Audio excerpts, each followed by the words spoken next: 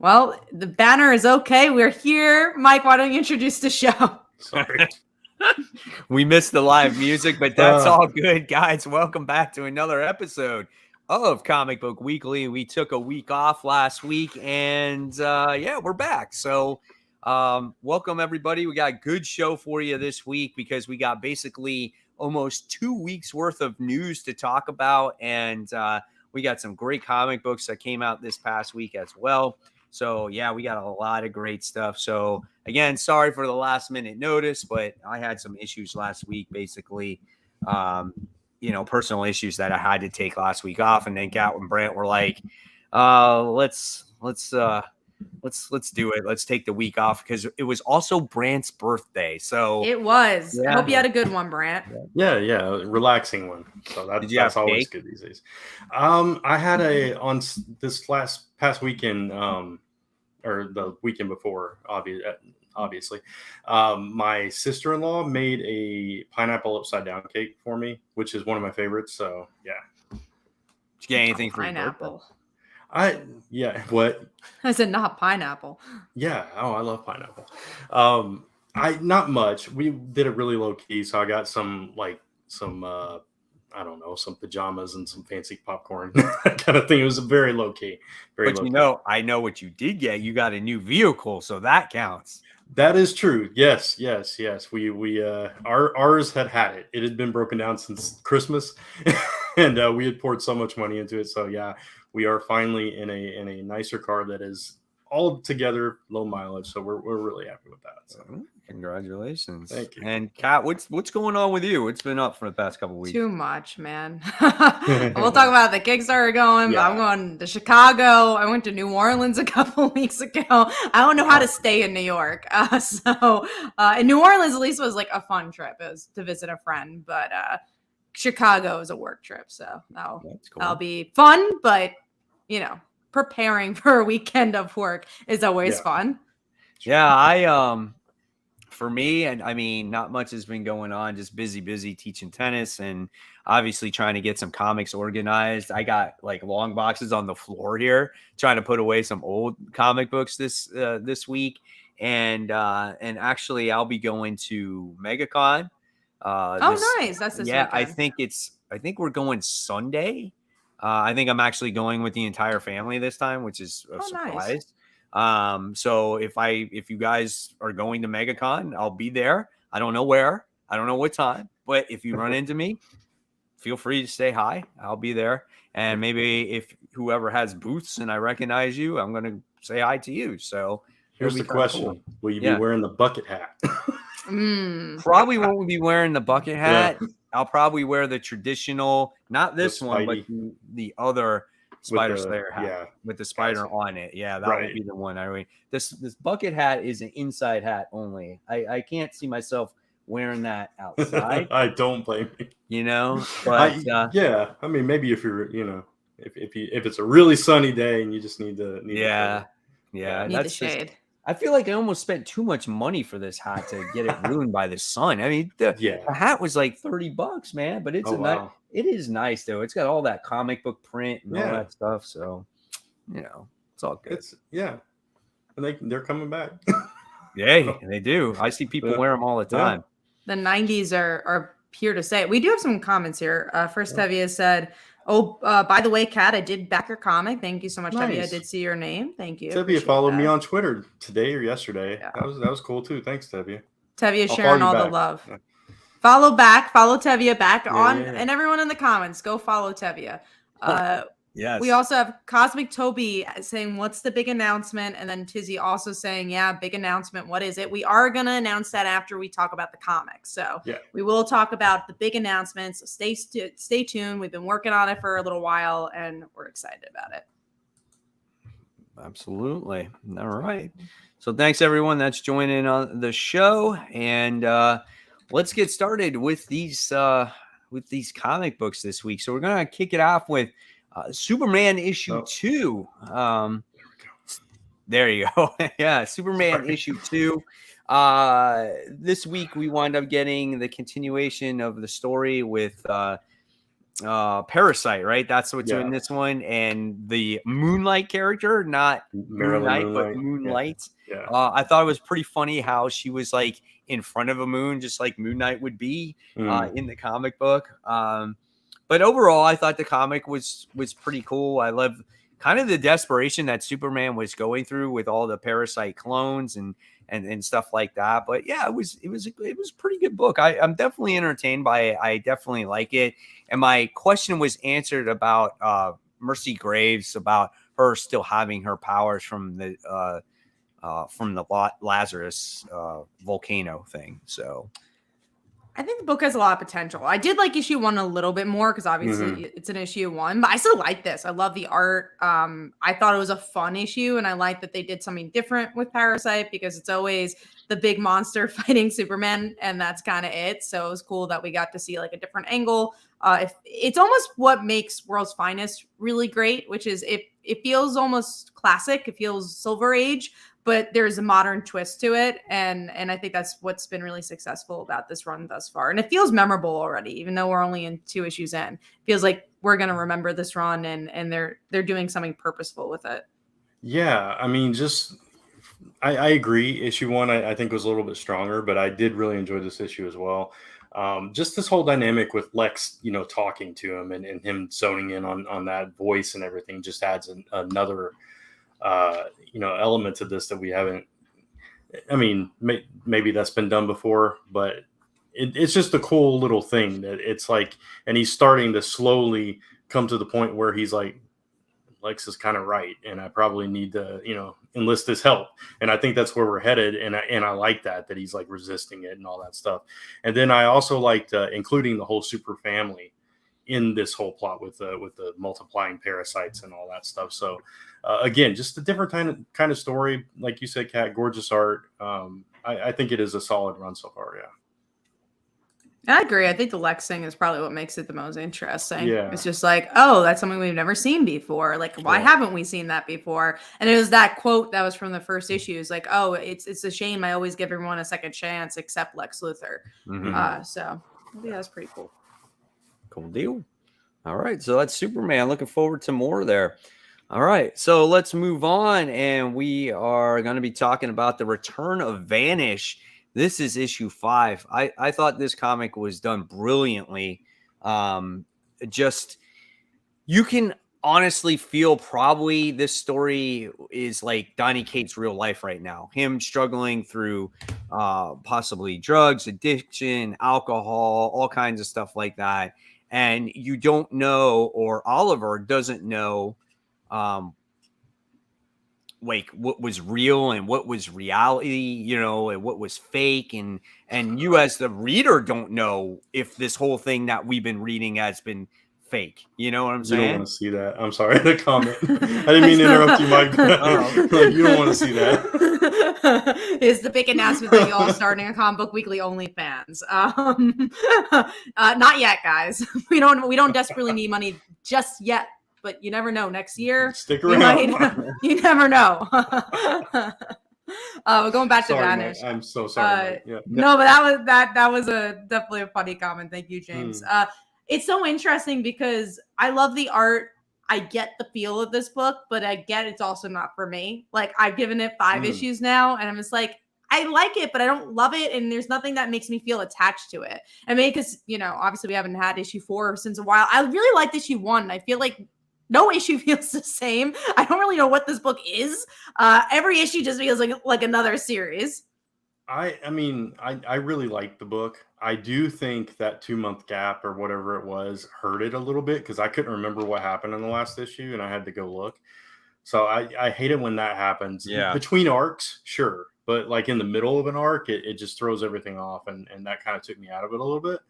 But I love the struggle, like you were talking about, Mike, with not knowing what's real and what's not. And then us as readers don't know, starting to question it. Like, wait a minute, is this magic world real or is it all in his head? Yeah. I thought that was a really interesting way to go with it.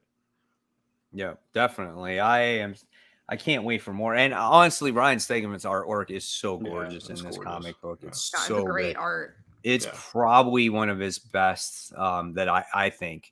It's so good. I have a lot of fun looking at it. But yeah, I had to actually flip pages back and sit there and go, wait, is he like, is this actually, was he thrown into this insane asylum? Is this real, or is he really fighting? Like I couldn't tell what was right, the entire time. So I enjoy it. Looking forward to more. Yeah. All right. We do have a question from the bronze page. Is this the best week of comics this month? I don't know. I liked last week, which is interesting because we weren't on last week, but I really liked Hellcat last week. It was interesting because we were talking about how about if Hellcat was like our number one? It was my number one last week. I really liked Hellcat. It was my number two. So yeah, it wasn't my number one. Oh, you didn't like it? I loved it. That's like the type of book I like.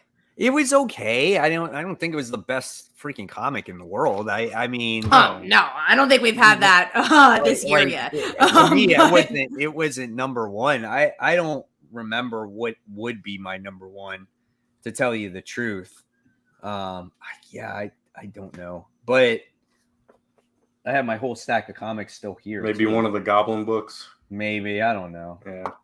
But Hellcat, the reason I liked it was just it felt so much like it came from a fan of her character. Like, it felt like it was celebrating her past but still doing something different. Like, I just thought it was really well written. It was, again, the complaint of every miniseries we've kind of gotten thus far, especially with female-driven miniseries. It feels like it doesn't matter. It feels like it's just there to spin its wheels, and this book did not feel that way. It felt like everything mattered, and there were stakes, and he got the character. I was like, oh, cool. This is like what I want to see in a Marvel miniseries.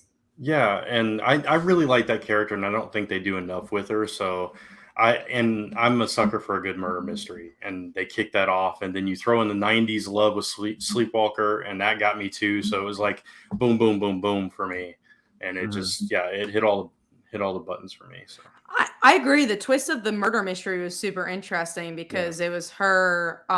You don't know if she's the killer or not. You really are in the place of like, oh, it just flips the script. I just thought it was really well written.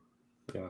But going back to your original question, I don't think this week was the best week for comics, but I don't think it was a bad week either. No, I actually enjoyed all my books. There wasn't one single book that I read that I was like, that sucks. There's actually a lot of same. This list that I see, I was like, yeah, this is pretty good. No, there is one book that we'll talk about that I didn't like, but most of the books here, like, I really enjoed. Like, there's nothing lower than 2.5 stars, and I always find that a win. There's like if there's something I just like kind of disliked, that's fine with me. But if there's something where I'm like, wow, I really didn't like that, that's never a win. And it was only, I think, 2.5 star books this week for me. Everything else was higher. Nice. All right, cool. All right, let's talk about our friend Paul, the Amazing Spider-Man issue 22. Yeah. So Paul gets finally introduced. We finally find out where he comes from. He's actually a freaking assistant to Benjamin Rabin. Is that how you say his name? I'm not sure which way, but yeah. Yeah, but that's who he is. And was sent to this dimension to, like, I kind of didn't understand, like, why is he still there? Can he not get back? Is he just stuck there? I think that was the thing. It's like it was him and Rabin that like worked on this thing together, and then he was a guinea pig and got stuck there and couldn't make it back or something. So that's the impression that I got anyway. Right. And so then you wind up finding out how Peter winds up in a big crater because half of the creature got destroyed and fell into the earth and created that crater. And that's how Peter wakes up. And that's where you see him at, but what we don't know is like how much time is spent in that dimension. The time difference could be huge, right? So you could have, like, I don't know, Peter Parker one day goes by in main Earth and this goes by like a year, or 2 years or 3 years, because obviously they hooked up and they have kids and that's that. Maybe. We still don't know if that's false. How do those kids appear? Yeah. They gotta be doing it. I think it's all thinking like, I got nobody else but Paul. I got to get some action here or there, I still think it's an alternate universe version because this whole entire issue is about alternate universes, and they mention that a lot. So I was like, okay. I don't know if it's Peter's kids. I just don't think it's Paul's kids.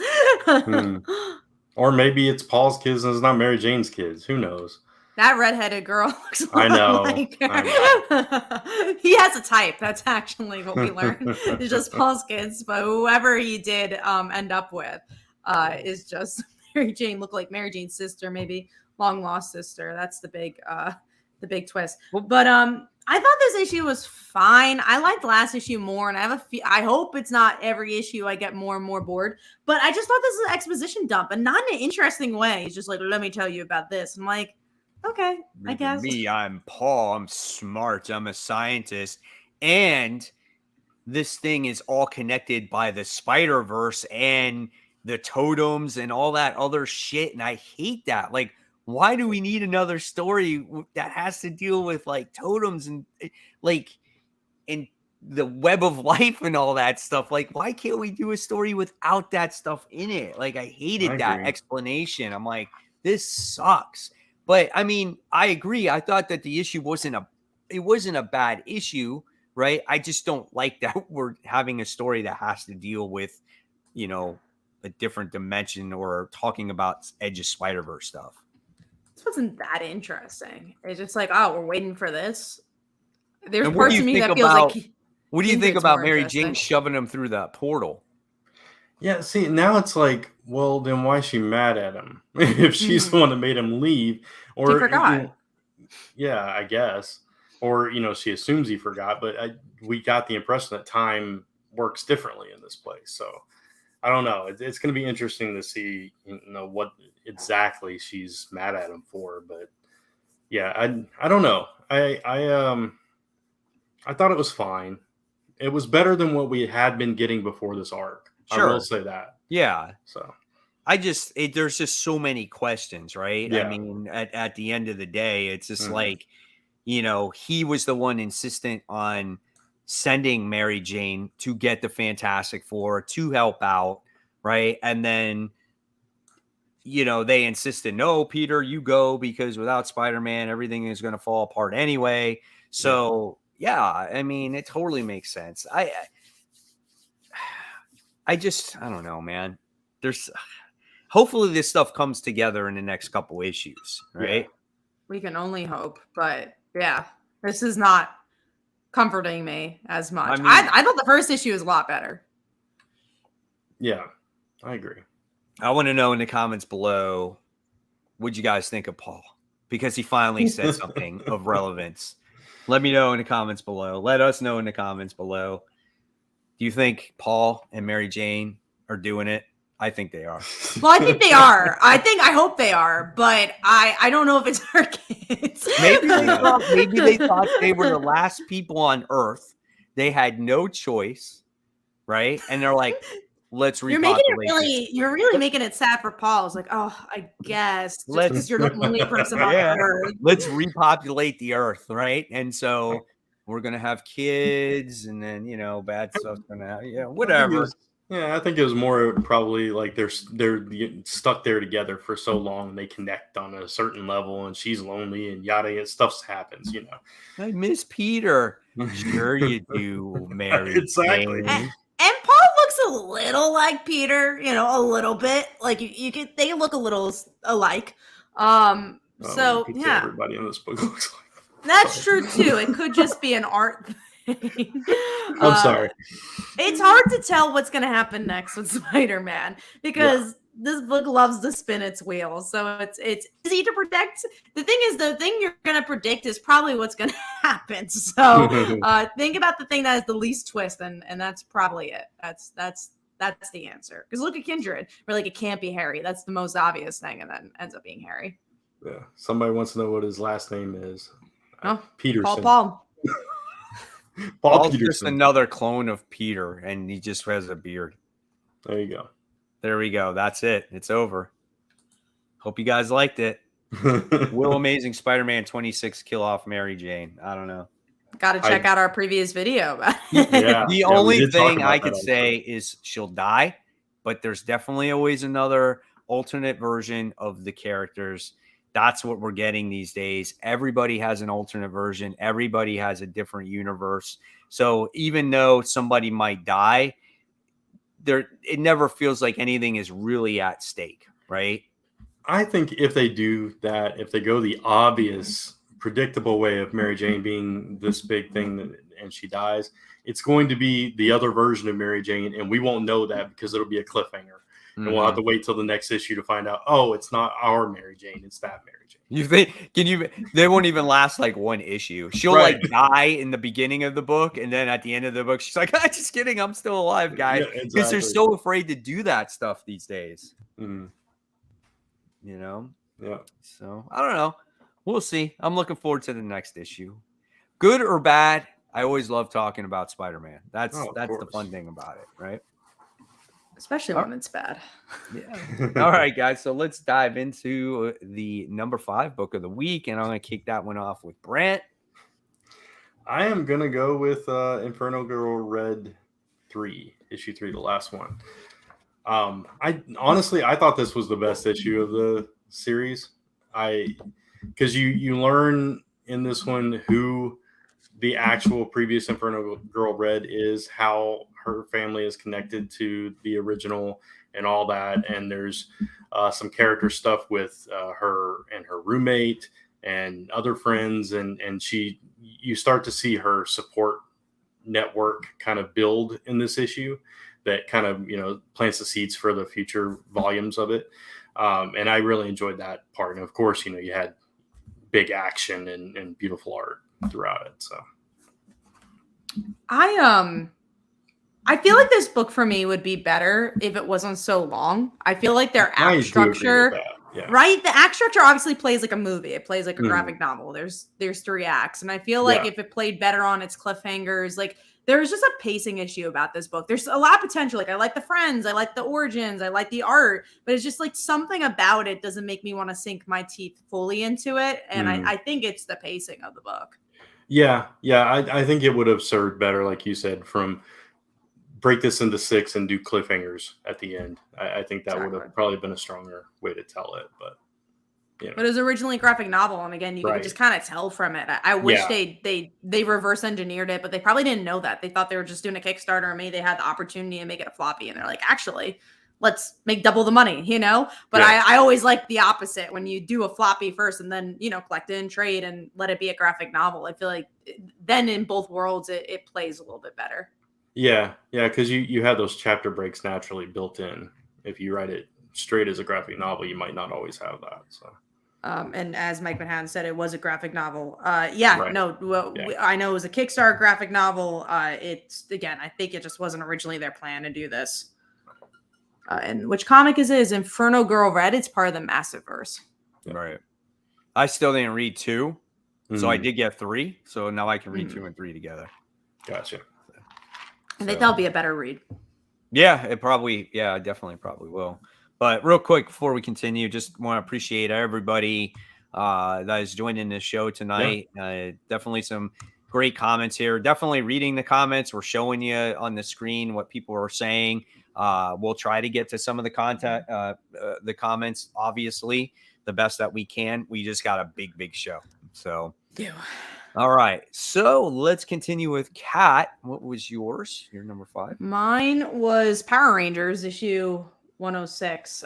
This has a really big cliffhanger. So Lord Zed is a big villain for Power Rangers, and he becomes a Power Ranger in the end. And I thought there was still some good character moments too, like Trini and Kimberly has some conversation. Tommy and Jason. Exactly. Yeah. Tommy and Jason have a conversation. So I thought it was a well-rounded issue. I really like this writer, which is interesting because I don't love Dead Lucky, who is also the same writer. Right. But or Radiant Pink. I think Radiant Pink's okay, same writer, but I really like her Power Rangers. Yeah. I think it's definitely the strongest work that I've read. Dead Lucky did get better by the end, I think, but it just didn't quite get there. And I enjoy Radiant Pink, but I agree with you. But this book, it just I don't know. We've talked about it multiple times when it's Melissa Flores. Is that? Yes. Yeah. When she took it over, we were like, well, hopefully what came before with Ryan Parrott, she could continue on. It's just as good. Yeah, it's seamless. It's completely seamless, and I think like you said, the character work in this book is very strong. It didn't quite make my top 5, but I really did enjoy this issue quite a bit for those moments. And this book has a really cool way. There's a lot of dialogue in places, but it has a way of telling the history and all the information you need to know in an interesting and compelling way that you don't feel like you're getting an info dump. You feel like you're part of that conversation. And I think that's a really hard thing to do. And I think she Power Rangers, yeah, which has so much mythos and right. It's like almost feels like you're in the club or you're not in the club. And I do like the comics. I think the comics have been successful because it's not a Buffy the Vampire Slayer. I think Buffy was really hard to get into, and especially the new ones where it's like, are you for new readers? Are you not? I'm so confused at what you're doing. Yeah. But like this just feels like anyone could pick it up. You go to the TMNT crossover, you go to this. It's really nice. Also, the art's really good. There's never a time where the art is bad. It's always good. I'll compare it real quick to the I didn't read it, Mike. I don't know if you did Spider-Man the Last Hunt, but I did. Yeah, I skipped last issue, or I didn't get a chance to read it. So I was trying to read that, and that big info dump where what's her face? I don't remember her name. She's trying to tell you who she is and all her past and stuff. Yeah. It's nothing like that. So that completely took me out of it, and I put it down, and I didn't even finish it. So I 100% agree. And even honestly, the Amazing Spider-Man, which I'm going to pull up these 2 comments in a second. It's the same thing. It's like the reason I didn't like this Amazing Spider-Man issue is because it's an info dump. It's like, you're there for exposition. This does such a beautiful job at telling us exposition, but never feeling like it's exposition. It feels natural. I very much agree. So we have 2 comments here. Emmanuel says, was Amazing Spider-Man discussed one of the worst experiences? I'll leave it there. I know people still defend the run. I don't know many people that defend the run, but I'm sure they're out there. But yes, it was discussed. Just go back about 5 minutes. Yeah. And the other question was from last week again, infamous Mike Mahan. Did anyone read No One? I surprisingly did not like this book. I didn't really love No One. I tried 3 times and I could not get into this book at all. Too many characters. Way too many characters. It just wasn't for me. I like noir. I like mystery. So I was surprised I didn't love it. Did you read that one, Brant? Yeah, I did. And I actually liked it. I did think it was, you had to keep reading for a bit to get into it. Which, that's not always the greatest thing. But once I got into it, I think I enjoyed it. It wasn't what I expected, but I do appreciate that every like massive verse book that they do something completely different and take you into different directions and being yeah, exactly. A crime noir mystery kind of thing I appreciated, but I think I'm hoping that as the series goes forward, it's going to be a stronger book once we get into the meat of it. I just don't think we quite got there in this first issue. It was a long runway. Yeah, no, I remember getting to the suspects page and being like, oh, that was the most interesting thing that happened. Mike Manan says there also is a podcast with Patton I haven't Oswalt, listened which I to thought it was yet. I haven't either. I thought that was the most interesting part is like I love how Kyle is like just smashed other mediums together, and I love everything he's doing in this world, and it's innovative. But then it also makes me feel like, oh, did I have to listen to the podcast to enjoy this more? Yeah. I like that they kind of set up the podcast in this issue, though. So I don't know. We haven't listened to it yet. I haven't. I've had it open in the tab for like a week. I just haven't had a chance. At least it's in the tab. Yeah, it is in the tab. All right, let's keep it moving here. Kat, what was your number 5? Mine was Power Rangers. We already talked about it. Okay, and then Brant's was the Inferno Girl Red. Okay, good. So all right, so I lost track. Mine was the Flash, issue 795. Just another solid issue. I loved all the characters coming together. I love how Barry Allen had this like light bulb moment and came up with the plan on how to defeat the Fraction, how to destroy the what's it called? The Spire. The Spire, yeah, exactly. And then they confront each other, one final time, and then we wind up finding out that, Wally West is alive. And in fact, there's not just Wally, there's There's a whole planet of flashes. Flash planet.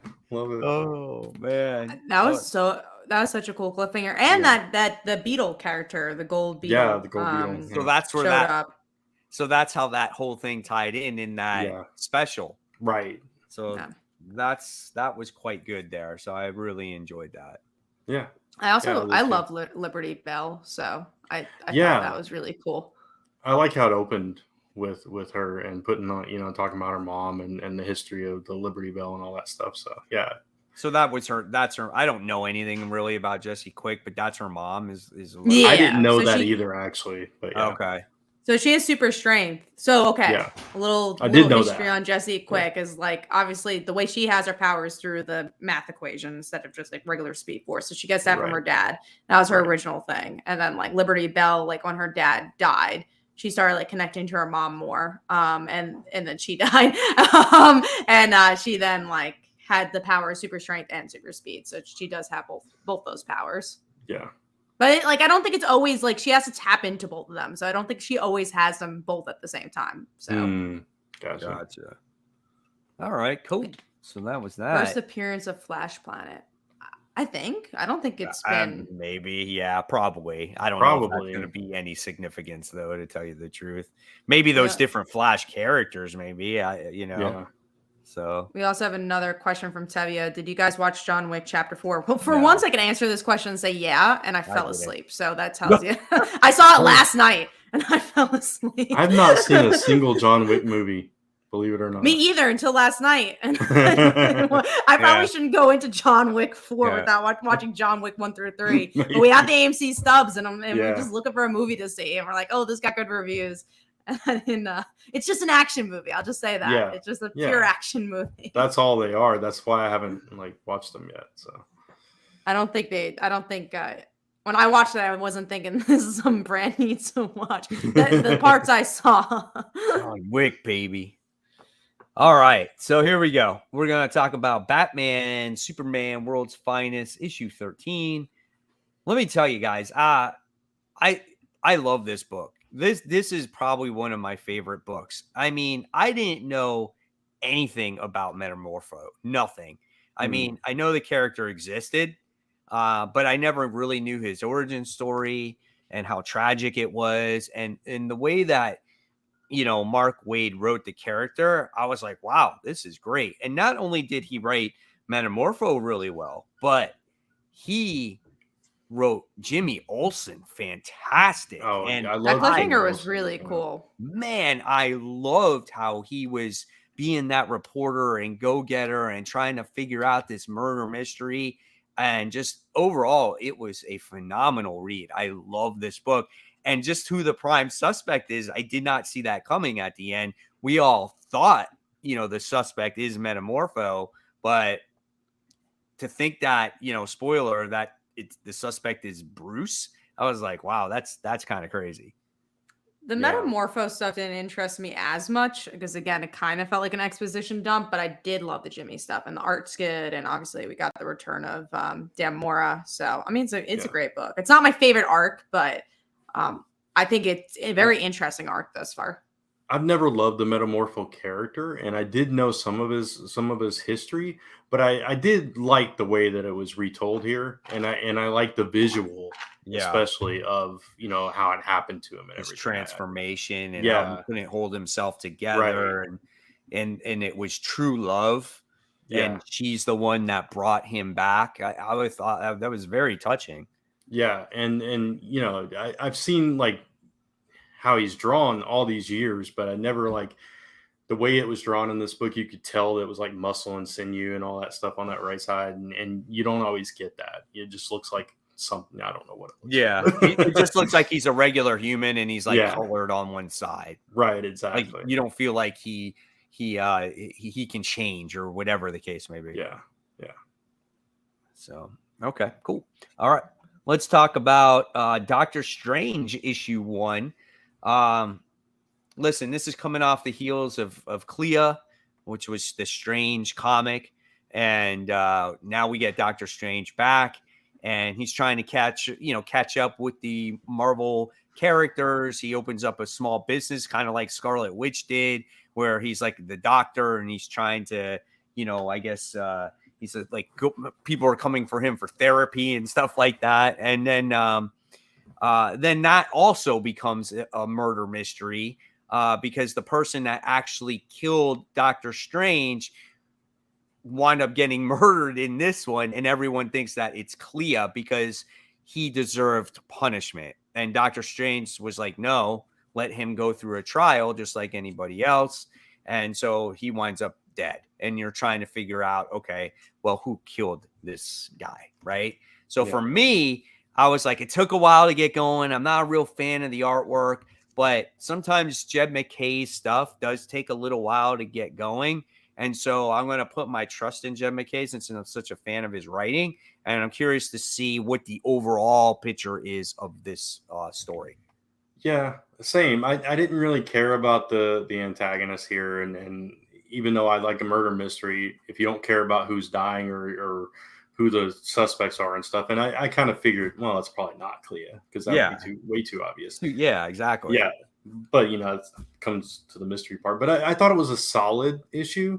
We'll see long term. It's Jed MacKay, like you said, and I love his writing, so I'm probably going to stick with it for a while. I loved it. He tossed in Black Hat there, to get that familiarity and stuff. So definitely solidly written, but we'll see where it goes.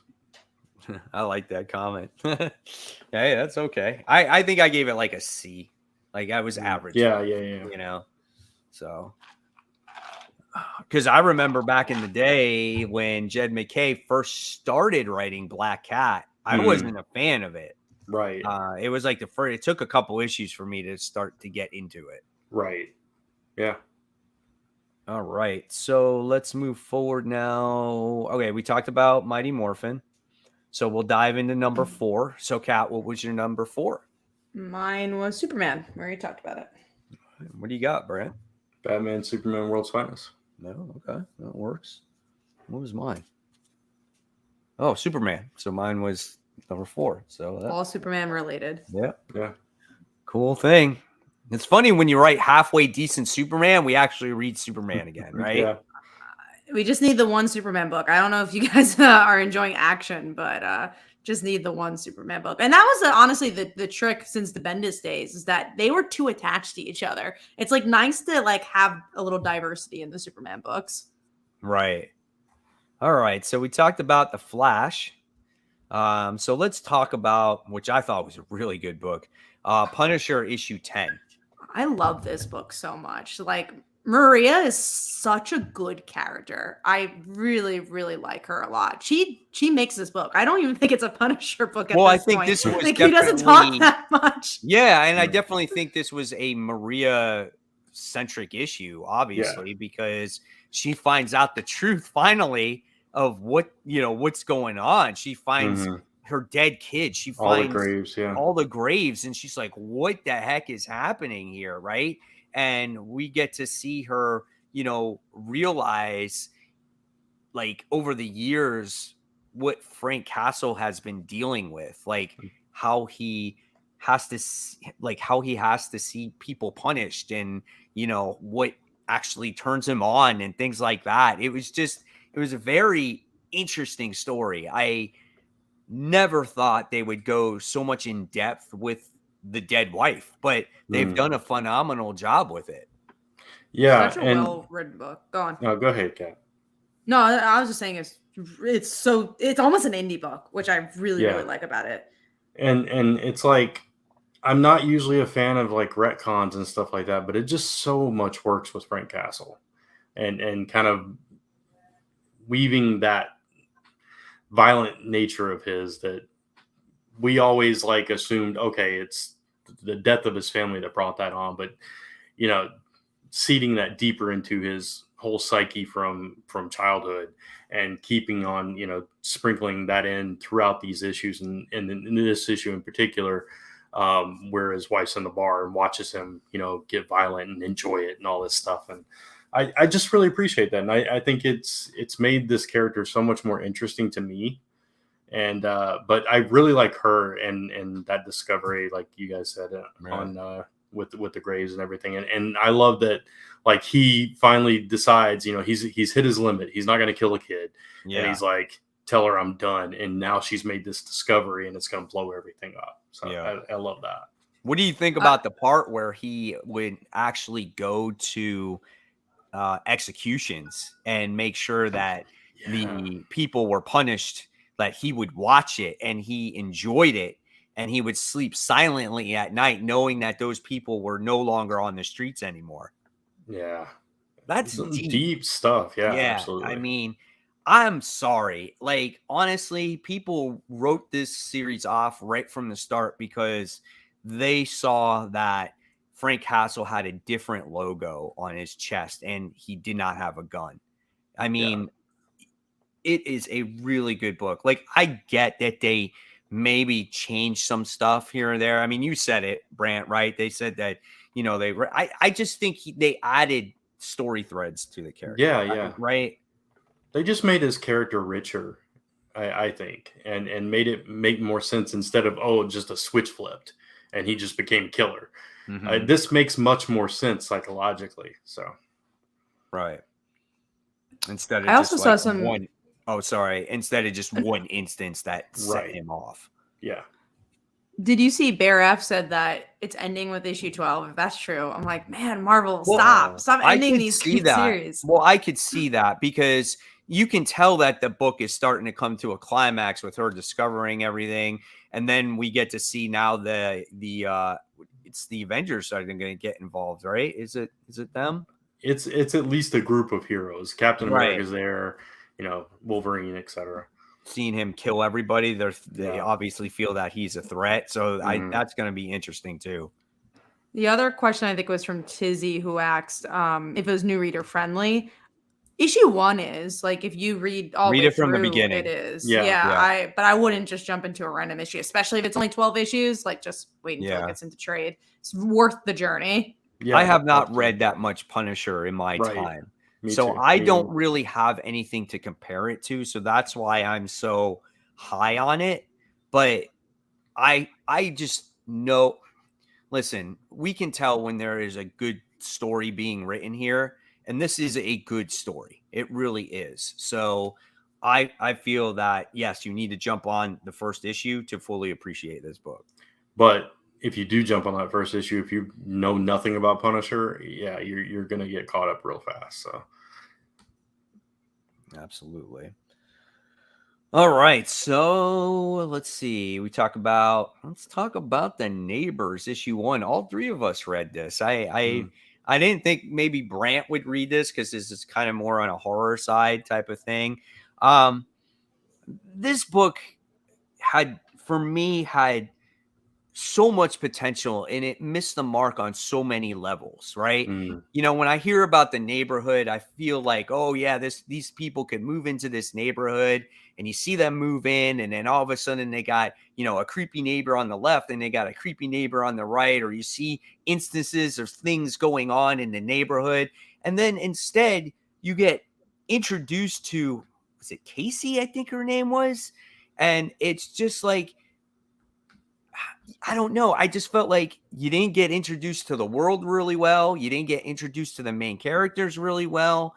And I felt like this book was all over the place. I didn't know how it was ended. Like, somebody got murdered here, but we had no problem talking about, like, vegans and Fox News and, and all this other stuff, in that comic book. And I was just like, why should I read this? By the time I got to the end of it, it was a mess for me.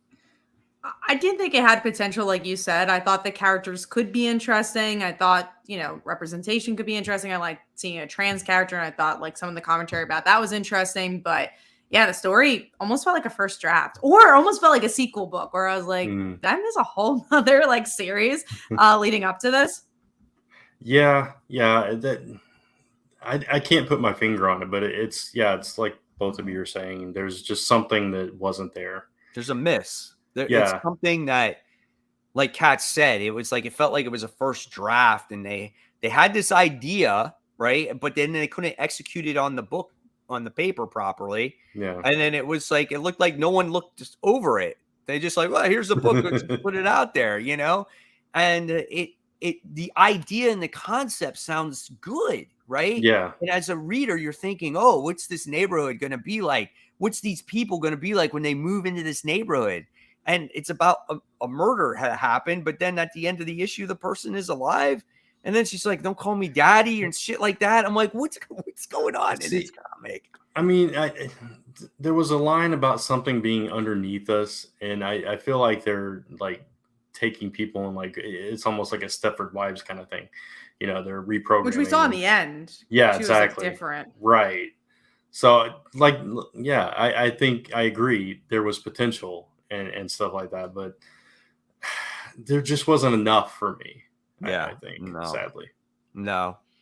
And Boom has a phenomenal track record at putting out these horror books. And if anything, probably why we all read it. If anything, like their number one issues are really good, and it will lead you to buy an issue 2 at the very least. But this was a rough one. This was definitely rough. So couldn't quite get what they were trying to do here.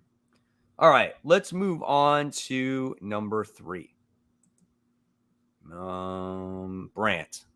Mine was The Flash, so we already talked about it. All right. Kat? Mine was She-Hulk. I like this issue. I thought it was pretty solid. I like Endress's art. It's the same artist who worked on Runaways for a really long time, so it was nice seeing him back. I like the Fight Club. I like the potential of the new villain. I thought it was a pretty solid issue. Did you read this one, Mike? Yes. Okay. The only reason I ask is because there were so many Marvel characters in it. And so if you still didn't like it, then that's it, right? Because that's I'm one really of your complaints. I'm really close. Yeah. I did not like this. The art was horrible. I don't know how. I will say it's not his strongest. No. But I like the style. I like the style. The artwork, the regular artist on the book is better than the artist that is on this particular issue. This art is not favorable for this comic book. I'm sorry. It felt a little rushed. It was a little rushed. But I still like the style. For this book. I want to love this book so much. I asked the people and I asked the commenters. I said, should I drop this book? And they're like, Mike, there's no reason why you should be reading this book. And people are like, they dropped it too. And I want to like this book so bad, but it's too much of a freaking love story. I get the fuck over, Jack of Hearts already. He wasn't even in this issue. You have a new villain. You got the Fight Club. You can't touch him, and now you're all depressed over it, right? It's all done. It's all over, and now you just found a new lover, and that's the guy that's at the Fantastic Four building. Think about Paul and MJ. Who's better? No, these two. I'm telling you, these two people they're going to hook up. This book is a love story, and she finds her equivalent. And it's this guy right here. She's going to be attracted to this guy. And it's going to happen. I'm sorry. The Fight Club thing, that was lame. You know, the characters, the way they were drawn, they were like little pudgy little characters. Like the Thing looked horrible. Titania looked horrible. It just wasn't a good book. There was other moments that were better, but I could not find a good quality about this particular issue. I am so sorry. You guys know how much I love Jen Walters and how much I want to love this book, but it's not good. It's just not. Maybe for a love story, it is. But for a Jennifer Walters book that has so much more to offer besides it being a love story, I mean, that's just me. That's me, I guess, right? I mean, I don't think it's the strongest She-Hulk series thus far, but I think it's something different that Marvel's offering. And again, maybe that's not for everybody, but I like that it's a different type of series. And I'm not, which sucks. Like I'm not expecting as much of a superhero book when I'm reading She-Hulk. I'm like, oh, this is like a light character story. And I'm not saying it's my favorite book on stands because it's not, but it's always like, it's a nice little filler read. Is it as good as Runaways? Hell no. I like the Runaways a lot more. And I think her writing fits more for Runaways. But I'm still having like I think it just depends on how you're looking at it. If you're she's looking yeah. for a so much superhero book, more- that's not it. Right. She's so much more of a character than her to mope around an apartment and just boo-hoo over Jack of Hearts. And we don't see that in this comic book. You just don't see it. Like you read Dan Slott's run, right, of She-Hulk, right? And there's John Byrne's run of She-Hulk. Such a And, long time ago. you Which know, sucks, I know, but they are good series. And then when you look at the last She-Hulk book, wasn't that great when she was gray, right? So that was crazy because she was a monster. So I didn't like that either. So she's such a better character than this. She has so much more to offer for her fans, and I just feel like we don't see that. Think about the Charles Soule run that a lot of people love. I like this run a lot more than, and again, nothing against Charles Soule. I like this one more than Charles Soule run. Which one's the Charles Soule run? The one where it was very lawyer heavy because he's a lawyer. It was like, right. it was, I forgot who drew it, but it was just very much about her law firm. It was years ago. Right. Yeah. And I can see that. I can see that being slow for a lot of people too. That's why there needs to be a balance, right? And I just don't feel like this book has a good balance. I feel like this book is probably for people that really love the TV show. You know, I think Jen's character is very similar, at least. Maybe not quite as goofy, but I think Kat hit it. I think what you expect out of this book is going to shape how you feel about the book. And I expected something different at the beginning of it, but I quickly understood what it was, and then I was kind of okay with that. So for me, it's just a fun book, and I enjoy it. And I'm not expecting too much out of it. But I totally understand that. I totally understand wanting something different with this character, because I would love richer stories with She-Hulk as well, because I think her character's got so much potential, and it goes back to what you were saying earlier, Kat, about a lot of female-led books that Spider-Gwen, Miss Marvel. At least this has more depth than those. Like, I mean, it's just like almost every Marvel female hero is except Hellcat, which is why I enjoyed it so much, because I was so pleasantly surprised. I was like, depth for a female Marvel hero? This is so weird. Yeah, exactly. Yeah, I mean, like I said, I wouldn't mind the story if it wasn't so, this particular story was so long. You know what I'm saying? Like, I liked it at first too, just like you guys. Like, I thought it was interesting with her having the relationship of Jack of Hearts and, you know, coming across these two people that were in the park, you know, in the park and whatnot. And like, that stuff was interesting.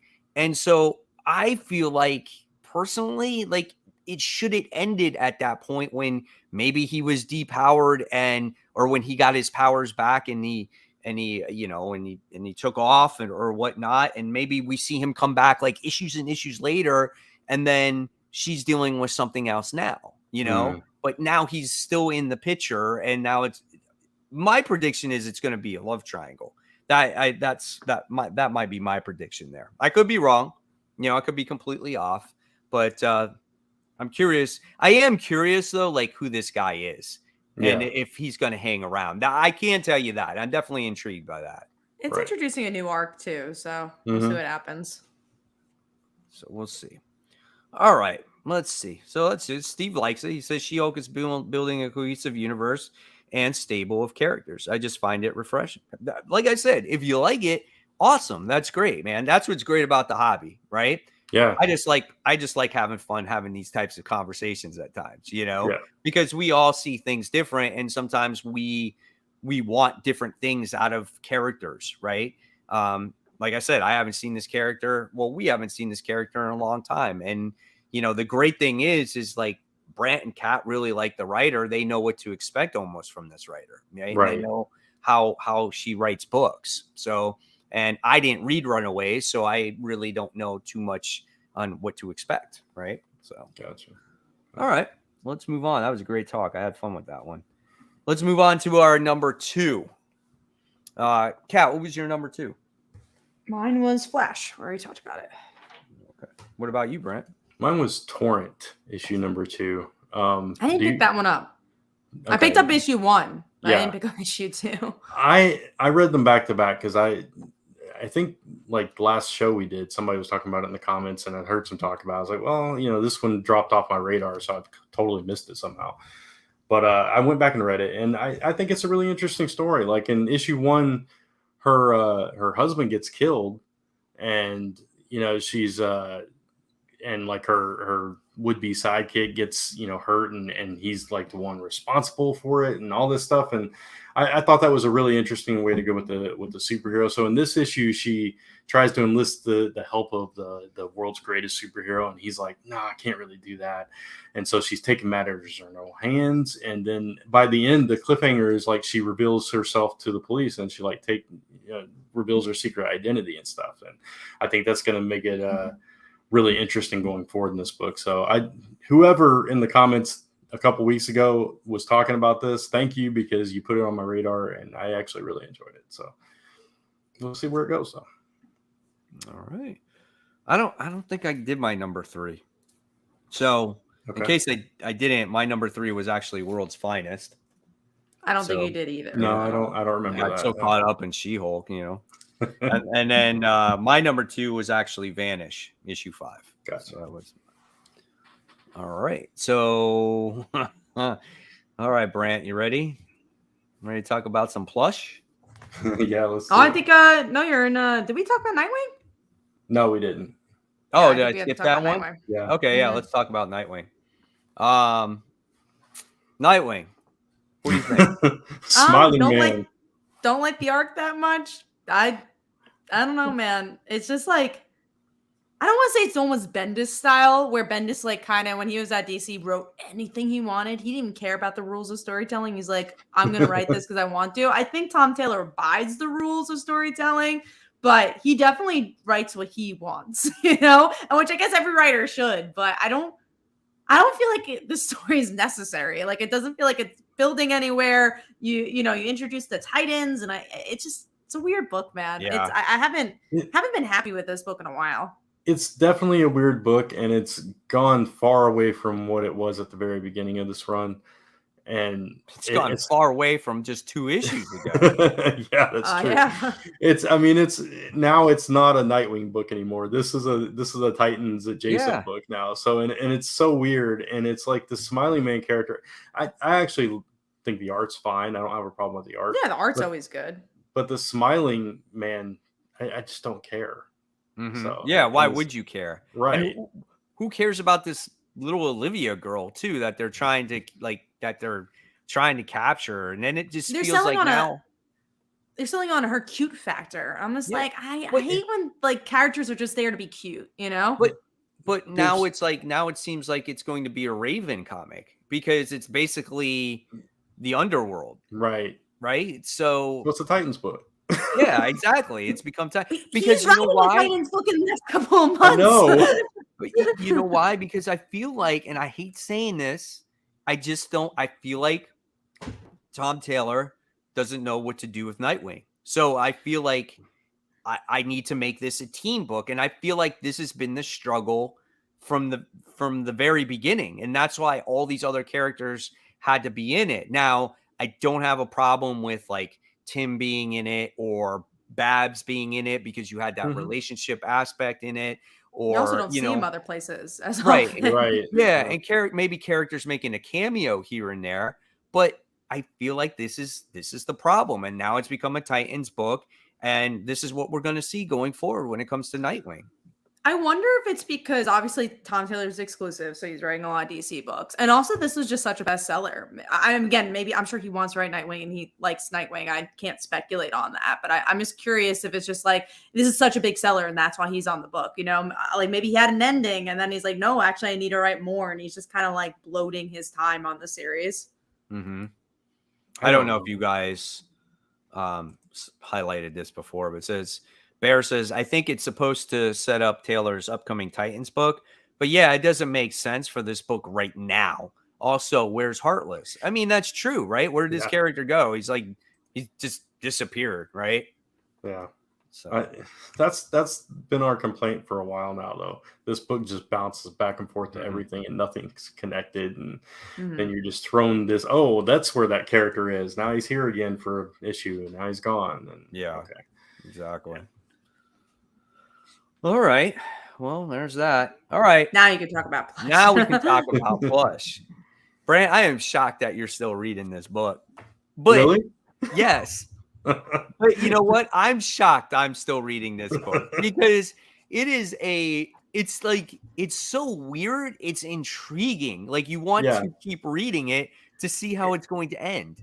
It's like when it's such a strange book and I can't explain why I like it.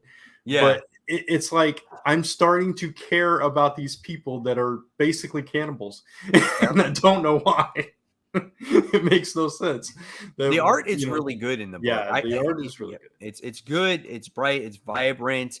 But it's so weird because you've only read a few issues, and in this few issues, this guy came across these killer furries, right? Cannibalistic furries, and they brought him back to their house, and he instantly falls in love with one of these. And he gets taken back to the jail, right, in this issue, and then he winds up escaping, and then he starts killing everybody. And Killing it's all just, the cops. yeah, it's crazy, dude. It's just a weird book. I don't know anybody else reading this book except for me and you. I don't hear anybody talking just about Bear F, who says the book is good, but in the weirdest way possible. So the three of you guys are reading it. It's so odd, and it's like the police force. It's kind of a backwoods town, and they control everything, and they're kind of jerks, and they have no problem hunting humans themselves, and so it's this whole thing. And I'm hoping like there's a reason why these people are eating people. And it's not just like I'm sadistic for liking this book. Yeah. But it's just there's something charming about it in a weird, sick way. Nobody wants to admit they're reading it. Yeah. Probably. It's the one you read underneath the covers. Yeah. We just, we're dumb and we talk about it on a YouTube video. Yeah, exactly. Oh. All right. Okay, so let's dive in. What was that? That's all of them except for number 1 now, right? Mm-hmm. Yep. Let me see if I can guess Kat's. Kat, is Punisher your number 1? Mine is Punisher. All right. That's mine too. I don't know. Brant's always Brant's he's very quiet. card. He's like Vanish. it's Spider-Man. No, yours is Vanish? Yeah. Okay. Punisher's my number 6. Gotcha. That's funny. It's like Vanish was my number 2. Yeah. So that's cool. All right, sweet stuff there. Before we get into the news, I know Kat, you got some the announcements. Kickstarter. Since we have a lot of people, do you want to make the announcement now? Because people might drop off. Let's do the announcement and then we'll talk about Kickstarter and then we'll do news. So I'm going to have Brant, because he actually put a lot of this together. So kudos to Brant for doing that. So yeah, let's announce it, guys. This is our big announcement. So Brant, take the floor. All right. So like Kat said, we've been working on this for a while. And before I say what this is, I will say that this is a way for you all to get more content from us than we are able to offer on this channel. And like regular content every single so often. Some of it will be weekly, bi-weekly, monthly. But we have officially launched a Patreon. Yeah. And we have 3 tiers, and we already have a bunch of content up there. I think there's like 5 or 6 posts already up there for every tier, and there will be more content dropping this week. So if you'd like to support the show and you'd like more content from us on a regular basis, this is the way to do it. Yep. And we'll shout your names on the show too. Do you want to run down through the tiers to let everybody know? Okay, so the first one's a pull list. We will share like one of us or sometimes all of us, and it could be like lists or videos or pictures, whatever. We'll be sharing our pull list each week before the show. We're going to do patron shout outs, and you'll have voting options for things that we're going to be doing on the Patreon, and exclusive content and all the posts on the Patreon. Next one is the after show. We're going to do a monthly show that follows right after this one, where we talk to you guys about whatever is on our mind for 5, 10, 15 minutes, whatever it ends up being. I think we actually went long on the first one. Yeah. Longer than we intended. And so we just talked about some random stuff. Yeah, we talked about the show. Yeah, hilarious. Yeah, we're like, what are we going to talk about? And then, of course, we always talk about something. Yeah, exactly. So you'll get everything from the previous one plus that. And there'll be some other stuff that maybe we sprinkle in here and there. And then we have the topic time where I think it's bi-weekly. One of us is going to do a topic video that you guys will get to vote on if you're patrons and that kind of thing. And then occasionally, I think it's for the second 2 tiers that we're going to do occasional 1-minute videos, and it could be a review, it could be showing off hauls, it could be different things like that. And it'll be early access. And Comic Toby says, what is a Patreon? So Patreon, it helps us do the show, helps us improve the show. We pay money for the StreamYard, pay money for the books and all that. So this is a way to support us, but also for us, again, to connect with you more, which is really the most important thing. We really wanted to give you more content, but content that made sense. So yeah, we're really excited about it. We're excited about the different videos, and also you get to dictate what type of content you want to see.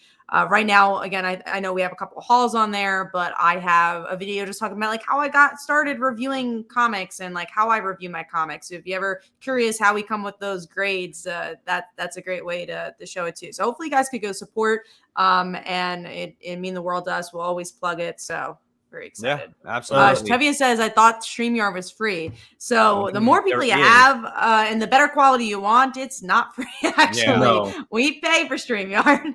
Yeah, there is a free plan, but you have their logo up in the corner, and you can only stream to a limited amount of destinations. Since we do this on 2 different channels, we actually do it on Facebook as well.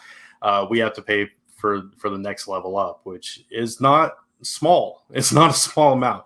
Right. So yeah, we pay for that. We pay for hosting for the podcast. We pay different things, domain fees, all kinds of fees that are just, we don't talk about that. Just often. All adds up, Yeah, and so this is stuff that we came together as a group that we decided that this might be best for everybody, and we're happy to bring it to you.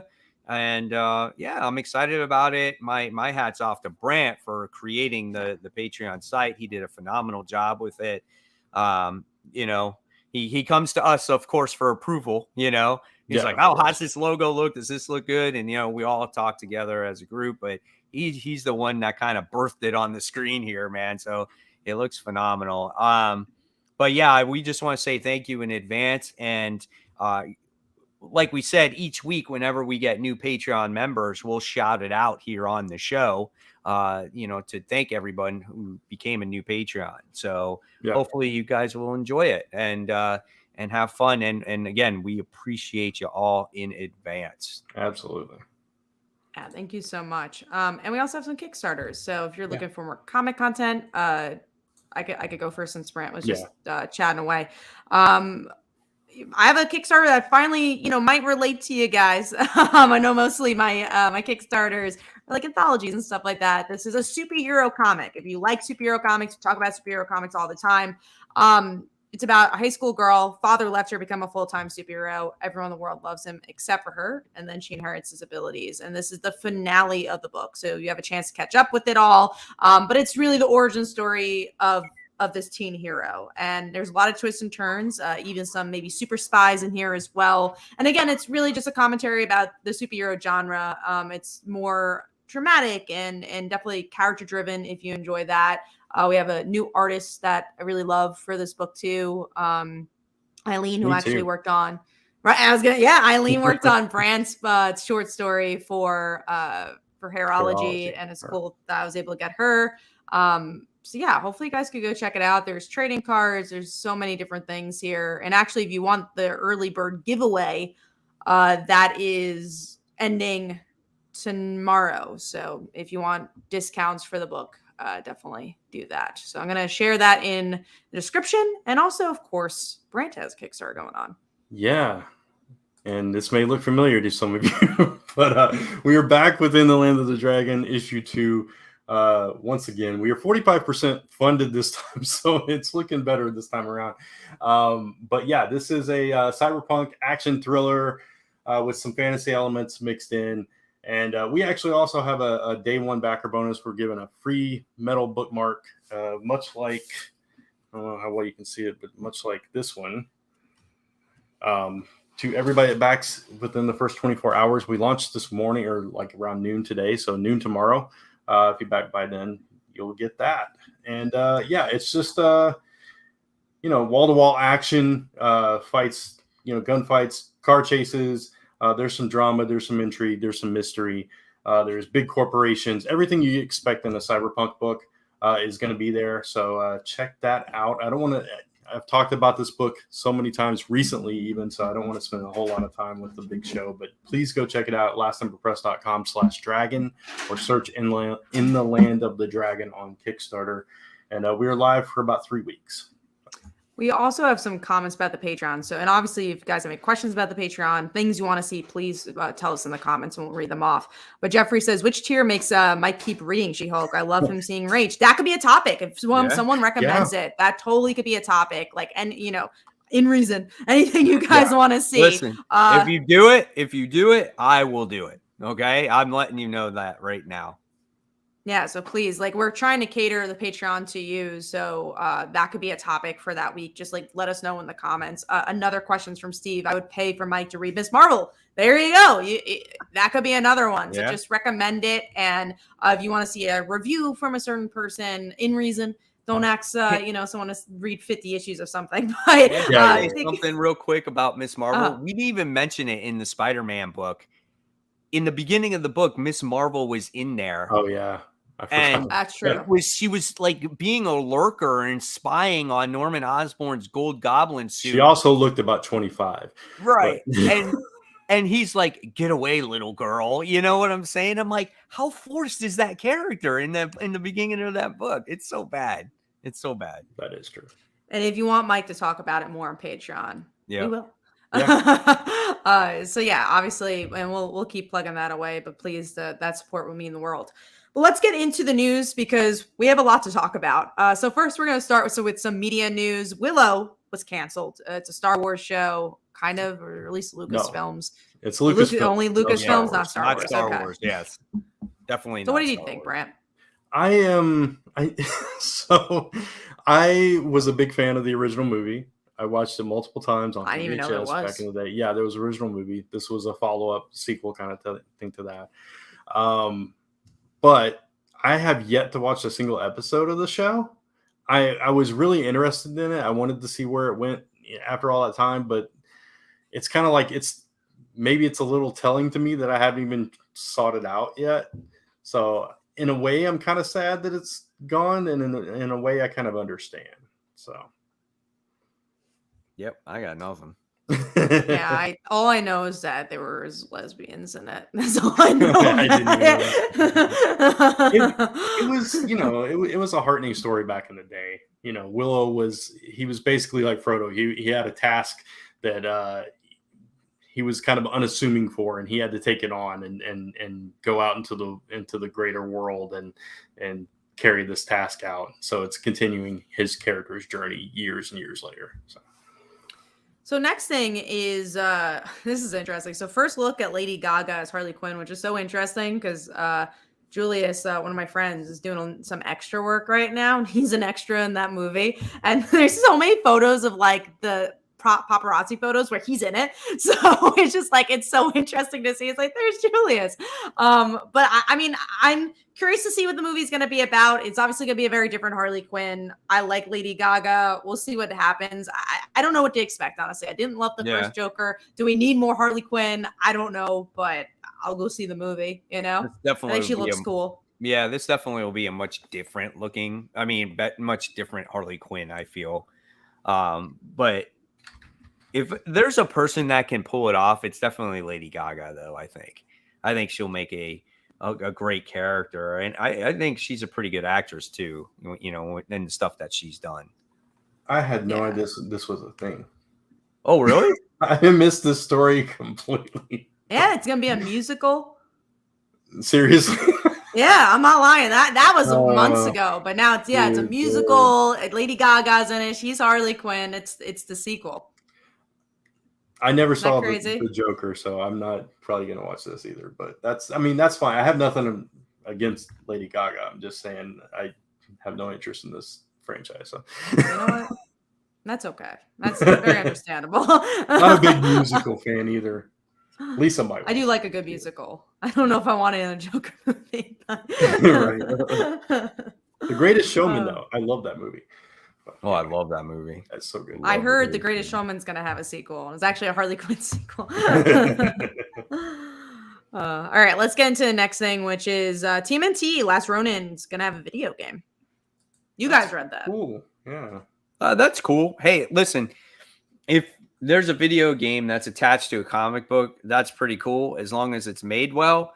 And I would love for people to play that game and be like, oh, what's this video game that's based off of a comic book? Maybe I want to check out that comic. So if it does get people into reading comics, then I'm all for video games. I'll be interested to see like what it's like, if it's just Mikey, if it's just, or if it has, flashback thing. I'm just curious how they're going to structure this game, but it's going to be cool to play. It's a turtle game. So next up, let's see, is the only other media news. Betty Ross is returning for the next Captain America movie. I'm just like, she's got to be Red She-Hulk. Why else is she going to return? So that interests me if that's going to happen. Also, because we know Red Hulk is coming, but it's also kind of weird if we have Red She-Hulk before Red Hulk. So I'm curious to see how that's going to go. Yeah, that's true, man. It's Liv Tyler though, man. I'm excited for her to come back. Yeah, absolutely. We have not seen her in a while, so that'll also determine if we need a Red She-Hulk movie. It's like most people are gonna be like, "Who's she? Who's Betty Ross?" So but also like Jane Foster returned. Not that I love that movie, but she returned, did her thing. So I guess anything's possible. I guess maybe like they want to put her back because then there's some connection. I don't know, to the last movie that maybe. I guess I don't know. It's weird for Captain America to happen. Yeah, it is. It's somehow she's gonna connect. Somehow something's gonna happen in there. Hulk just tends to be in other movies. Like he's just like, all right, I'll be in this Thor movie. I'll be in this Captain America movie. I mean, she's the daughter of a general, and he's Captain America. It kind of makes sense. Right. And imagine she's just like there for 5 minutes, and she's not actually anything. That would be crazy though if she came Red She-Hulk. Yeah. And maybe they don't even do Red Hulk and they just do Red She-Hulk. Or she's there because he's Red Hulk. So. Yeah, no, I there's a lot of cool potential for sure. I think it'll be interesting. All right, let's go to the next one, which is Death of Venomverse will cap off Marvel's Summer of Symbiotes. So you were tired of Venom? Too bad. Never tired. More. Bring on more symbiotes. We're getting Liz Allen as a symbiote. We're getting who else is becoming a symbiote? There's somebody else too, I think. There's a couple people becoming more symbiotes in this one. If I can share the graphic here they have on that. I'm just excited for Liz Allen. Other than that, I'm not going to be reading other Venom stuff. I love that. No, it's a cool picture. It's a cool looking graphic, yeah. Absolutely. That's pretty cool. I mean, who cares? Let it happen. At this point, what can you expect? If you're a fan, if you like symbiotes, buy it. If you don't want to buy it, don't buy it. That's all I can say. Yeah. That's Marvel's sign not to do more if you don't buy it. So, and it's Marvel's sign if you do buy it to do more. So, win-win, lose-lose. That's the moral of the story. All right, next is that Legendary Lynx is headed to Image Comics, which is by Alex Segura. Reason I want to mention it, Zestworld. I do stuff with Zestworld, and it's cool that this book that's a prose novel became like a webcomic kind of through Zestworld, and now it's going to Image Comics. And those are my favorite types of books, is when you can kind of live in different markets. So I think it's really cool that it's finding so many different lives to tell this story. So. Some intriguing things they're doing with that imprint. Right. Yeah. What was the other book from that imprint? Francis Ford Coppola. That the Yes. whole story. Yeah. But it's not like it's about him. It's like a story that was supposed to be a movie or something, and then they're doing a comic on it. I don't know if he's actually writing it. We'll see. Yeah. Godfather. Yeah. It's a Godfather sequel. All right. The next thing is this actually was announced today. Batman and Catwoman are getting crossover, which I actually think is smart because I feel like Catwoman's living on this other land, and I've heard good things. Like I think Catwoman's supposed to be good, but I never felt like I could jump onto the books. I'm like, oh, like where is the jumping on point? This might be a really good jumping on point for people to jump into Catwoman. So I'm interested in this. I actually think this is a pretty smart move. Who writes Catwoman now? Teeny Howard. Yeah. Teeny Howard. Mm-hmm. Yeah. And then I haven't heard too many good things about Catwoman recently. What was that other run that people were really talking about? Oh, Rom V. Rom V. Yeah, I heard that run was really good. I don't know. I haven't read it in a while. Yeah. So I mean, that's cool. Oh, you said that Jorge Jimenez is doing the artwork for Batman. And like Nico Leon, back, right?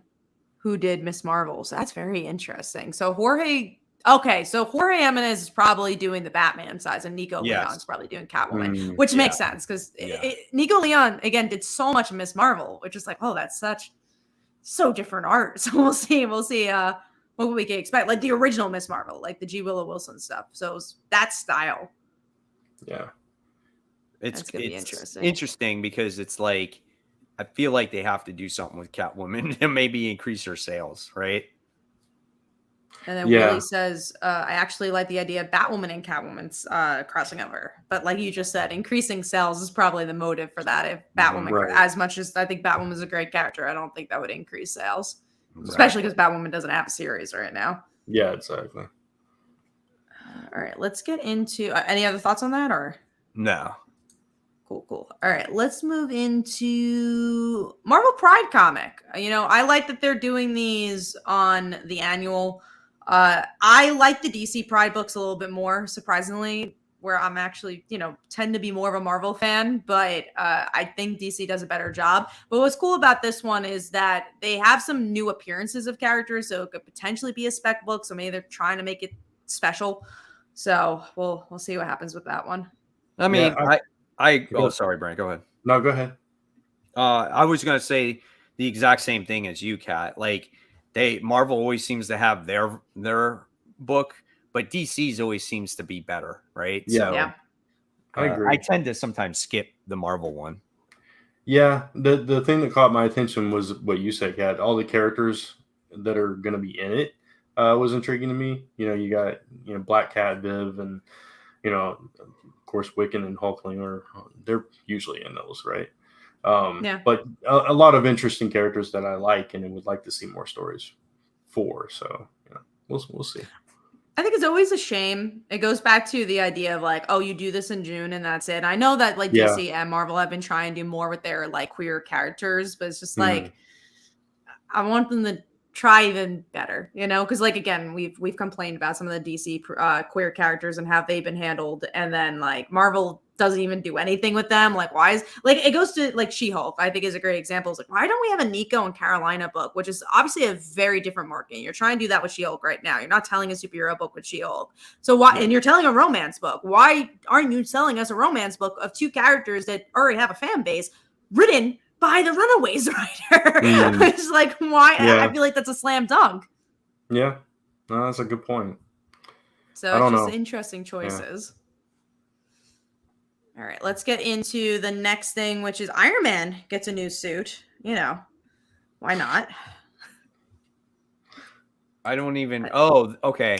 I remember clicking on this one now. So this is like he teams up with the X-Men. And I think it's an iron. It's like a suit to fight Sentinels with. I think that's what it is. Okay. So I think it's crossing over with X-Men. I'm pretty sure that's what it was. Yeah, it's got them on there on one of the covers. Yeah. Yeah. I'm down with that. That's pretty cool.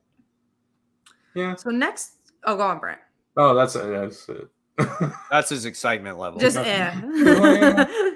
That's the noise. We'll see. Let's get into let's see. Let's talk about new X-Men villain in Storm. So maybe another potential spec. I'm not reading Storm.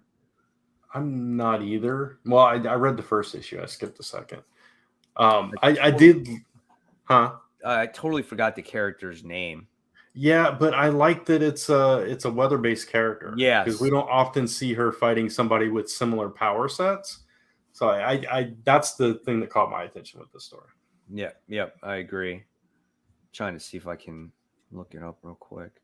Yeah, I was trying to find it myself, but Blowback. Yeah, that's it. Interesting. Looks pretty. It's like a evil version of Storm. Yeah, kind of. It's like she's a decayed version, like a upside down version, right? A Vecna version. This is a new series. This isn't even the one that's going on right now. Oh, really? Back before their debut against Storm. Yeah, the villain makes debut on Alan Davis's cover to June Storm issue 2. So I guess it's a new series launching in May. Yes. Okay. I like the concept art. I like that. This for the cover there. Kind of gives you how the character's like very demon like. Yeah. That's cool. I'm on board. All right, let's get into Archie horror anthology coming out. The reason I want to talk about this is just like, damn, Archie's only doing anthologies. I really wish they'd have a series out. I can't. I like anthologies. You know, they're fine depending on what you do, but I don't want just anthologies. I completely agree with that. The one thing that I wanted to point out was that Carola Borelli is doing one of the stories, the art for one of the stories. So nice, that's cool. Yeah, I'm a huge fan of her art, and so yeah, I'll be happy to see that. So I think Tim Seeley's writing one of them too. Oh, cool. Yeah. Tim, I think Tim's, which is obviously he does great with horror, so yeah, it'll be fun. All right, moving on to Mirka and Dolfo working on a new Betty Page book, which I'm so excited for. I really like Betty Page. Goodness. It's like a spy book, and then you have like a great artist like Mirka. Like, sign me up. I would probably look good. Yeah, I've never read a Betty Page book, but as soon as I saw that story, I was like, man, you couldn't get a more perfect fit for that book. Honestly, Mirka. It's just a spy book. It's an espionage book with a girl with a lot of spunk. Like, that's the book, and it's always a lot of gorgeous. fun. Yeah, absolutely. Yeah, I think I mean, I know even if she wasn't working on it, I would pick up the book. But now I'm very much going to pick up that book.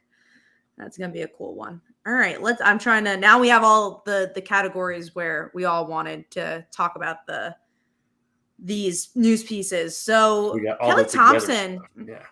Exactly, all the together stuff. Gotcha. Kelly Thompson is ending Captain Marvel her run, which is so interesting. I did not know this. This was the longest running Marvel book currently, where I was like, wow, that's wild to think of. Oh, yeah. I guess you're right. I mean, that's crazy to think 50 about. issues. I mean, obviously there's other books that have been going, but yeah, that does make sense. Yeah. That's crazy though. That Captain Marvel's the longest. Because everything else has got volume 2, right? Exactly. Started again. It's like technically, making Spider-Man and stuff like that. But yeah. Even then, it's been a new run, so it's just like even then, I don't think it would count. Yeah, but it's good. It's time. Yeah, right. Yeah, it is. Yeah, is any of us reading Captain Marvel? I'm reading it. I'm still reading it. Are you? Yeah, that's all I can say. I'm reading it. I love Kelly Thompson too. I do too. Just want her to jump onto a different book to kind of get a new voice. It's currently in that she's with the X-Men and the Brood are involved and all that. That's right. Yeah, that's that whole storyline is still going on. So let's get into the next thing here, which is we all wanted to talk about this. I'm surprised. Power Rangers horror one-shot coming out. I usually don't love the Power Rangers Unlimited stuff, but it's horror, and I'm like, that's pretty cool. I'll pick that up. Yeah, I'll read it. Yeah, it's gonna be cool. I'm scared though, because this might be like not as good as the regular series, and then Mike reads this one, and I'll be like, this is the best Power Rangers. I hope they all get killed, or they just like become the devil, or I don't know what it is. I think it could be a lot of fun. Yeah. Who's writing this? I don't know, actually. Let's see. I was trying to find it. I know the writer's Adam Cesare, so a newer writer. Dead Mall, Clown in a Cornfield. So okay. It says it's picking up some threads from Melissa's run though, so that's going to be interesting. And yeah, so I'm definitely I'm reading Power Rangers now, so I'm definitely gonna try this out. But I agree with you. Some of the other like stuff isn't quite as strong, so hopefully this one will be. But I knew when I saw it was horror, and Mike was probably gonna read it, so I was like, okay, definitely gonna read it, so we can all talk about it. I did like this comment though. Kelly's Black Widow started so strong. I liked this series all the way through. I liked it all the way through. It was better in the beginning, but I did love it all the way. Just her dealing with her trauma, the loss of the kid, just like, and I love how it's not quite done yet. You know, maybe Kelly Thompson might pick up the arcade story line off of the Murder World thing. Right. Yeah. And the art was so good for that book. I don't know what happened to that artist, but I wish she would work on more things. Yeah. I haven't seen her since. What was it? Casagrande? Alina Casagrande? Yeah. I don't know. I don't know if she's done anything. All right, let's go on to the next thing, which is a real Hellfire gala is going to be at San Diego Comic-Con. And I was like, oh, that's cool. That is crazy. I'll get a ticket if I can. I will not dress up, but I'll see if I could. Yeah, see if I could see the gala. So I'm already going to San Diego Comic-Con. I'm curious to see what that's going to be all about. Could be Kat. Could be somebody real simple like Jubilee. You know what? Maybe put on a coat, glasses. Yeah. Right. Whatever gets me in. I'll dress up. I'm dressing up as Jubilee. I don't know how I'm packing that in the suitcase, but that's cool and fun though, right? So that's it'd be cool to see the pics. I'll get photos. there you go. Steve's also going to San Diego Comic-Con. That's fun.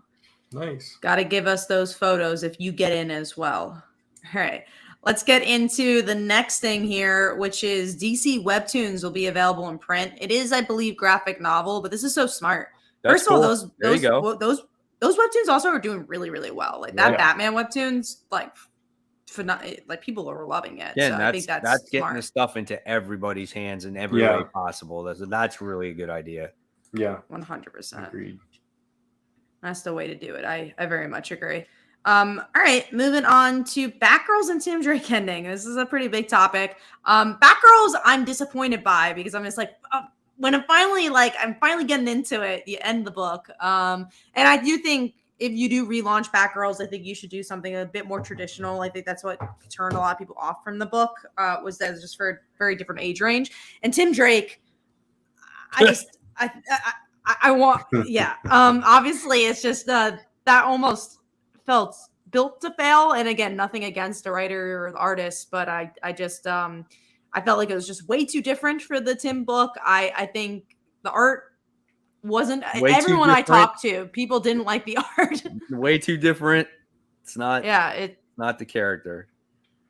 No, and again, I'm this coming from someone. I would love to see the Bernard stuff explored. I would love to see it develop, but I just think they should have went a different. I don't even think he was in it. From what I don't think he was that. When I read the first issue, it had nothing to do with the Bernard, anyways. He was like on a boat. I was like, that's too much.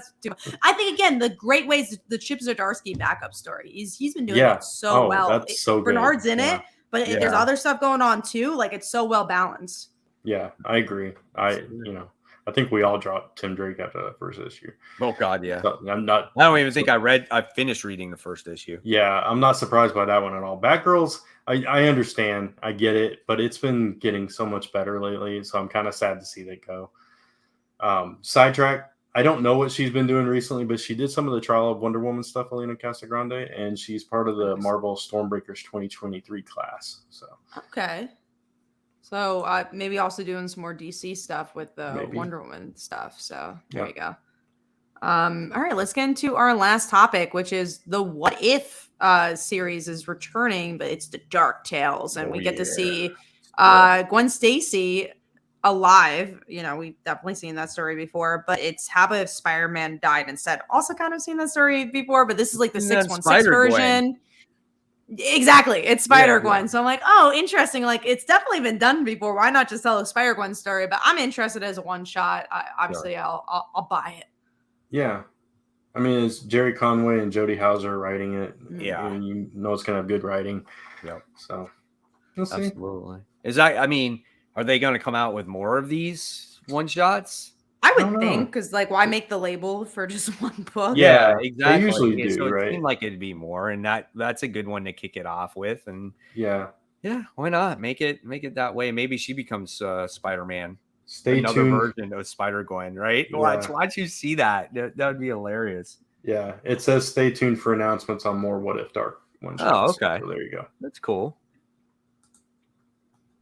We also have some other comments. Steve says, anyone watch Gotham Knights? I did for another podcast to do Legends Tomorrow podcast, and we watched it and don't need to see it. So that's my review. You can listen to our podcast, but you don't need to watch the show. And did you guys watch it or? No, it's been a while since I watched anything superhero. Desire to. Me either. I did not have a desire to watch it, but had to watch it. The other question, I know that you guys are reading it. Are you guys reading Ghost Rider? I'm reading Ghost Rider. Yeah. Ghost Rider's really good. And I'm not a Ghost Rider fan. So like Ghost Rider is almost like Punisher for me. It's not nearly as I want to say it's not nearly as good, or the story is not so much as in depth, but it's a good horror story, and that's what I like about it. And we get Danny Ketch is getting ready to return in the series as well, but very horrific. Love the tone, love the art. It doesn't overwhelm you with a bunch of bullshit. It's a solid story. I really enjoy it. Cool. And that is all the news. So we're gonna jump into most anticipated. Oh yeah, that's me. Brent forgot. I totally did. I was like, time to wrap up the show. Yeah, so let's do those most anticipated books. I don't know how I did that so quickly. I hope you guys are proud because I went through all that news pretty quickly. Yeah, sorry. All right, so let's talk about these. Where do we want to start? I don't know. Are we gonna? Do we still want to read the list? We need to talk about how we want to structure this, but do we want to read the list, or do you just want me to pick books that we got? Up to you. You're the grandmaster here. All right, Kat, go ahead and rattle off your list there. Okay, so number 3 for me is Local Man. Number 2, it's Jeff issue 1, and then number 1 is Dark Knights of Steel. Okay, what about you, Mike? Mine is number 3 is Something's Killing the Children. Number 2 is Local Man, issue 2. And number 1 is Strange Academy Finals, issue 5, the penultimate issue. Yeah. All right, so mine are Avengers Beyond, number 1, Strange Academy Finals, and Dark Knights of Steel. So a few crossover things right there. And I'm glad you said, Mike, because I was like looking at it, I was like, what is sick to see? You abbreviated I figured it out. I was like, what is that? I don't know. But yeah, anyway, let's talk about that. I still got to catch up. I got to. Something is Killing the Children. Yeah. It so good, man. It's Erica Slaughter's back is against the wall right now. She's going against this person by the name of Cutter.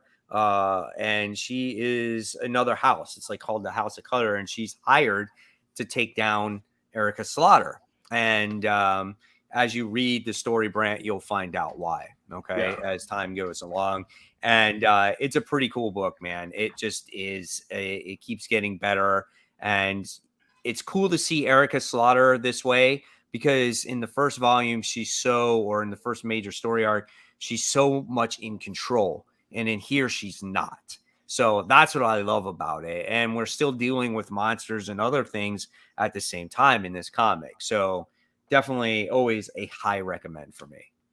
Nice. Very cool. Yeah, I gotta catch up because I really love that first volume. So I'll get there. I'll quickly talk about Avengers Beyond just because it's jumping off of that book that we read, Mike. Why did they change the name though? I don't know why they changed the name, and it took me a minute. I was like, oh, another Avengers book, and then I was like, oh wait, this continues from that. It's like Murder World. Yeah. It just totally changed the names and going. I don't know. It's weird. It's like it goes from All Out Avengers to Avengers Beyond. Yeah, I don't understand the reason for that. Why not just continue it with All Out? But it is what it is. But I still want to see where it goes from there because I did like that cliffhanger from All Out. So absolutely, yeah. So let's talk about everybody's favorite. I'm gonna skip your number 3 and go straight to your number 2, Kat, and let's talk about everybody's favorite land shark, Jeff in print. And someone actually asked he's like, what is Jeff? So Jeff was a character introduced in West Coast Avengers, and we all loved West Coast Avengers. Yeah, I think one of Kelly Thompson's best works, and Kelly Thompson does a lot of great work.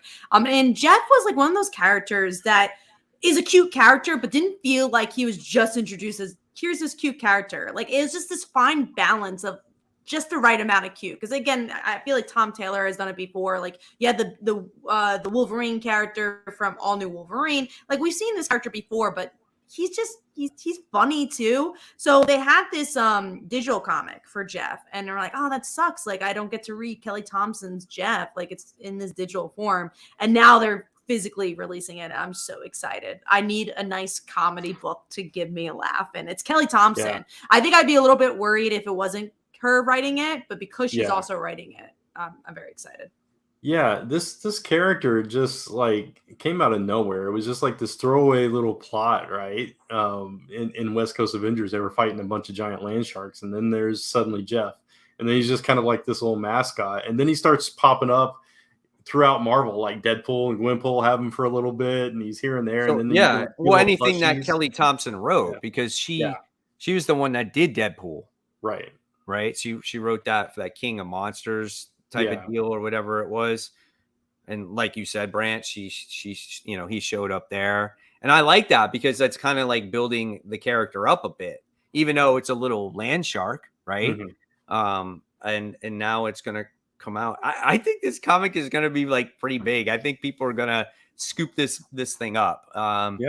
And this could be like the next big thing, but like as a kind of like a joke, because everyone's gonna be like, oh, I'll pick up Jeff the Land Shark and watch this thing like blow up. I'll be happy about it. That's cool. I hope so, because I want more Jeff. Yeah. So like if it blows up, give me a mini series. Like I'll be cool with that. Yeah. All right, so let's talk about Local Man number 2. We all read issue 1. All like that. Issue 1 was so good. I don't remember. I feel like we were on for that, I think. Yeah, I think so. Yeah, we are. We talked about it. We talked about it. I'm so excited. I just thought it was such a brilliantly done book. I think this could be a real winner. Yeah, I agree. I'm right there with you. I love the concept of choosing the side that you wanted to read first. One side was the serious side. One side was the absolute, like the 90s side. And if you choose the 90s side first, you find out who he was as a hero. And then if you flip it the other way, you find out who he is as a man and, him trying to get reacquainted with his parents, his town that he came from again. So I love that. And we have all those questions yet to be answered of like what happened with him and his team and what happened with his folks and all that other stuff. So I'm so excited for this. Yeah, and it also gives that old adage, you can never go home again or whatever. And it's like when he goes home, everybody hates him. It's like he's betrayed the whole world or something. And just for what we assume is a love affair, because that's all we've gotten from it so far. So it's going to be interesting. Yeah. So good book. All right. Let's talk about Strange Academy then.